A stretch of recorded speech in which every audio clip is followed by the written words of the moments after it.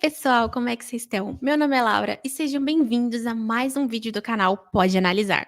Bom, gente, no vídeo de hoje vocês já devem ter clicado porque é um tema super quente, é um tema que vocês pedem para eu falar muito, que é sobre processo seletivo na área de dados. E eu sinto que daria para eu falar e fazer um vídeo só sobre processos seletivos, falar sobre a estrutura, inclusive tem vídeos tanto nas minhas redes sociais, LinkedIn, Instagram, TikTok, tem muitos vídeos eu falando já sobre a estrutura dos processos seletivos, mas acho que seria legal também trazer depois um vídeo compiladinho aqui com algumas dicas, tá, para vocês de processos seletivos e tudo mais, tá bom? Mas hoje eu vou responder dúvidas de processos seletivos para vocês.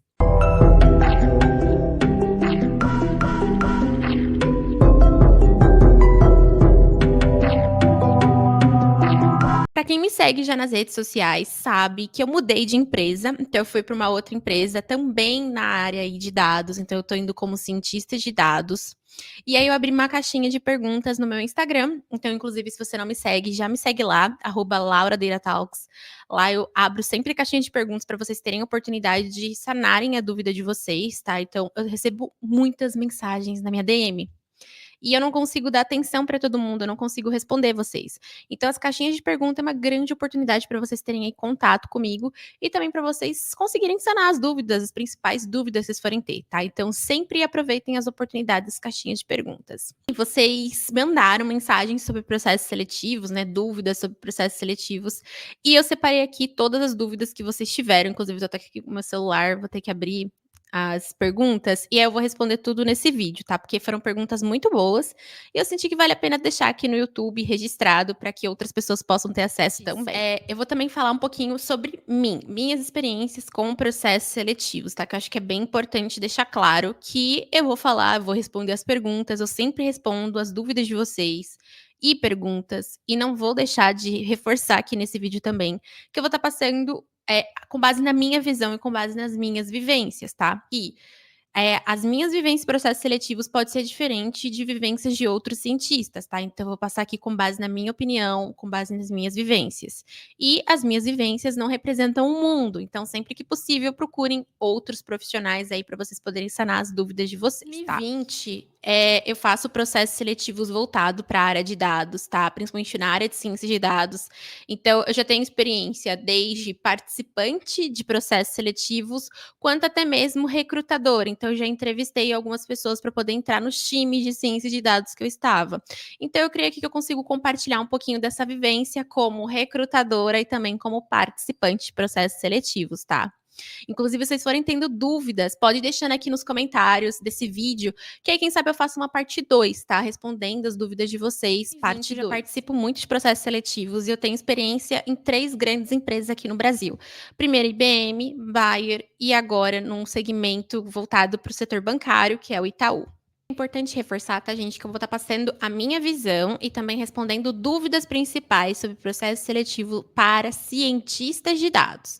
Então, sim, existe uma grande diferença entre processos seletivos para um analista, para um engenheiro de machine learning, engenheiro de dados, para um cientista de dados, tá bom? Então, aqui o foco vai ser processos seletivos em ciência de dados, até porque é o meu local de fala e é o local que eu vou poder compartilhar de fato as minhas experiências, tá? Dúvidas de vocês é sobre as etapas de um processo seletivo. Então, cada empresa, ela tem a sua particularidade. Então, no modo geral, a gente acaba tendo alguns steps, tá? O primeiro é a triagem de currículo, então você vai mandar o seu currículo lá para o processo seletivo, para o pessoal analisar, né? Então, o principal foco desse processo é garantir que seu currículo tenha a ver e esteja alinhado com a vaga, tá?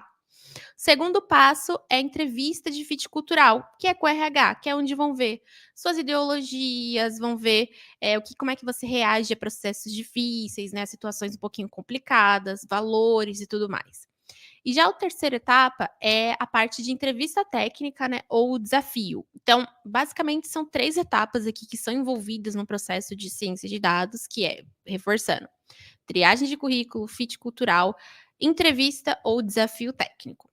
Dúvida número 2. Muitos de vocês me perguntam como se preparar para a parte técnica, tá? E de novo, tá, gente? Cada empresa vai focar em alguns elementos específicos, mas aí eu vou deixar algumas dicas bem genéricas aqui para vocês conseguirem, umas dicas práticas, tá? Que eu vou compartilhar com vocês, para que vocês consigam aí meio que ter um norte do que estudar.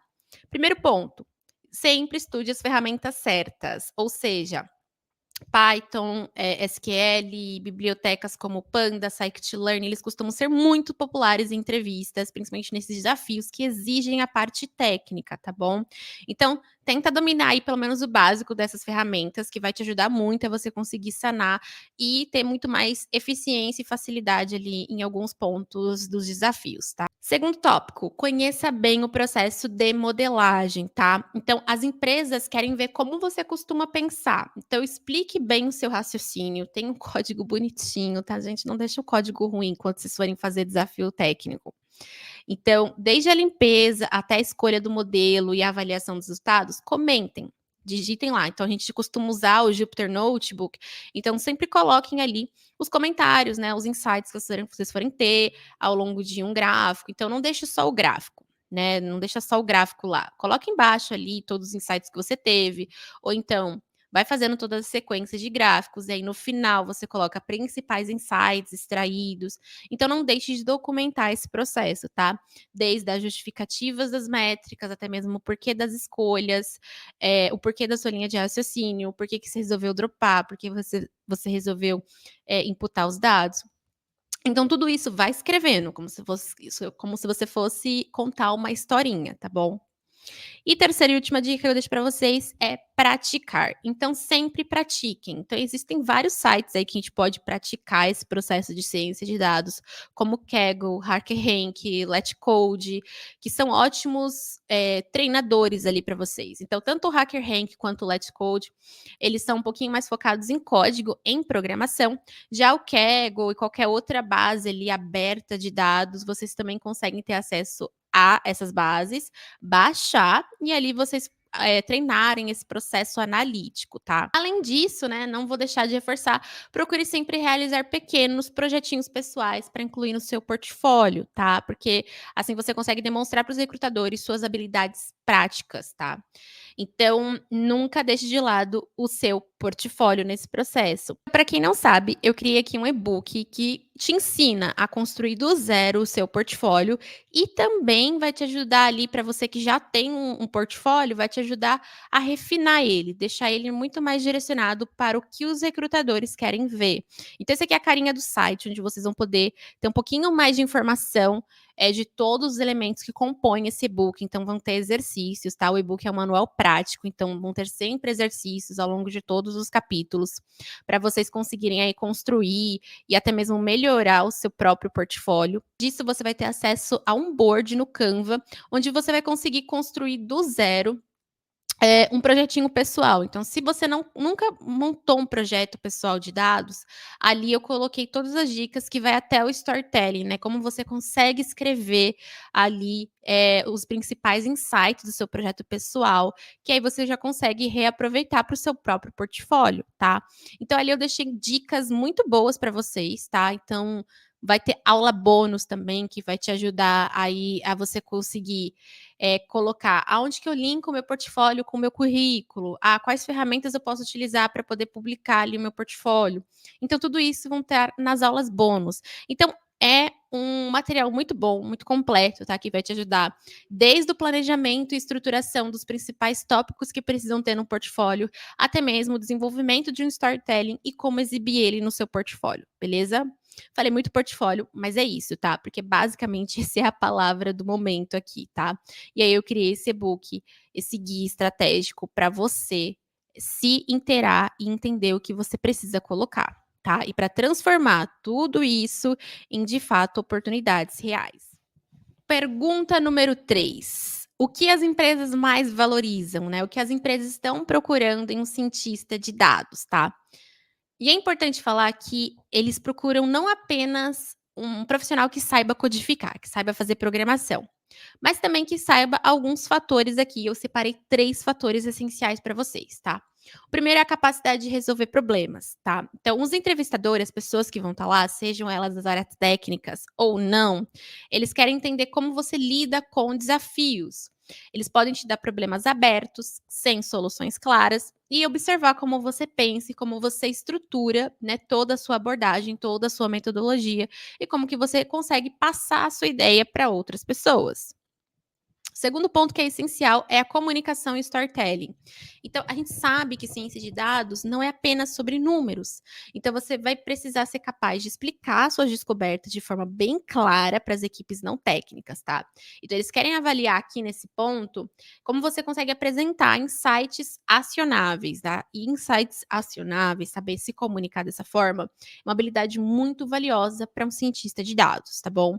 E normalmente essa comunicação e storytelling vem através desses desafios ou dessas perguntas, né? Ah, como que você resolveria tal coisa? O que você falaria para tal pessoa? Então, acaba vindo nesse formato ou de situação ou a partir do próprio case, do próprio desafio técnico. E a terceira coisa, né, que os recrutadores, os entrevistadores querem ver é a sua curiosidade e seu aprendizado contínuo. Então, a gente sabe que a área de dados está sempre mudando, a área de tecnologia, no geral, muda bastante, né? Mas eles querem entender se você está sempre antenado às tendências atuais do mercado, às tecnologias emergentes, né? E que você não tem medo de estar em contato com coisas novas, coisas que estão em mudanças, né? Então, as empresas estão muito voláteis, elas estão mudando muito rápido. Então, como é que você se adapta a essas mudanças Outra rápidas? Pergunta que sempre me fazem é como eu consigo me diferenciar de outros candidatos. E, gente, uma dica que eu sempre dou é vocês terem um portfólio sólido e bem construído, tá?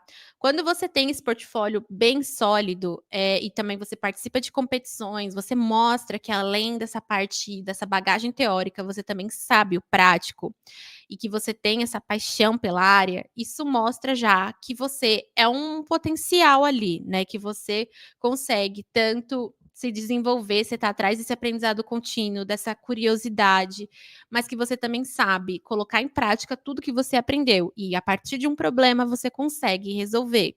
E eu sempre falo, tá, gente, isso, mas o primeiro contato do recrutador, do entrevistador com você, vai ser a partir do seu portfólio. Primeiro vai ser o seu currículo, o seu portfólio.